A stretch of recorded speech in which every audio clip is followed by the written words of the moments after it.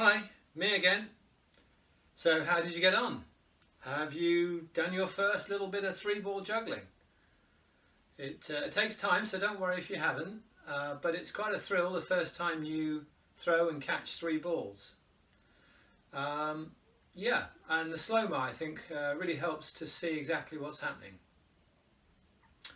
So you've now got the first little sort of idea of what three-ball juggling is about. And I just thought we'd have an extra little clip at the end here just to discuss some other bits and pieces. So for example, one thing that we could look at is other little practice techniques. So one thing that helps with all juggling is different things that you can do to get the accuracy there and to get the timing.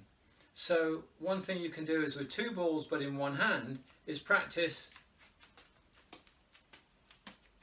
two ball juggling but from one hand. Sorry about that, I drop them all the time, but they only go onto the bed, remember. And I find with me that the right hand is a lot easier than the left hand. That's much harder. But in order to progress in juggling and do some clever tricks, you really need to have consistency in both hands. The other thing that you can do is, this is called throwing in columns, and this is really one column straight up. But when you get a bit better, you can do columns from side to side. I don't know if I can still do it. No, I'll keep trying. You sort of get the idea there. And then you can go on to do other things with three balls. There's lots of different three-ball juggling that you can do. You can do the normal juggling like that. And then you can do inside-out juggling like that, which is a bit weird. I think they call these cascades and a reverse cascade or something, I'm not quite sure. So that one of course has the hands going out, whereas normally you have the hands going in. And you know, there's lots of great juggling that you can see on YouTube and elsewhere. There's fun things you can do where you're pretend juggling. So you've got one ball which is not actually leaving your hand, but it looks like it might be. So it's sort of things like that a little bit. And that's quite confusing, and kids quite like seeing that sort of stuff.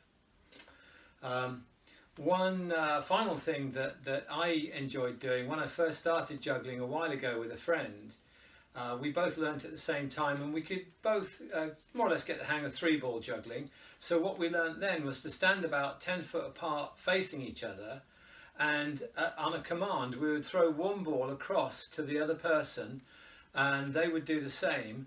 And if we timed it right, we could keep juggling with the ball coming to us from the other person. And that's really good fun, but that takes a bit of practice, and you won't be doing that in the first day or two. But anyhow, lots of things that you can do.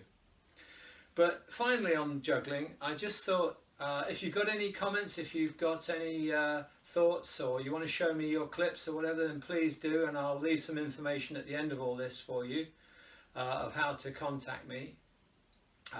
But if you do nothing else, if you've enjoyed the juggling, you can buy yourself some balls and get into it more.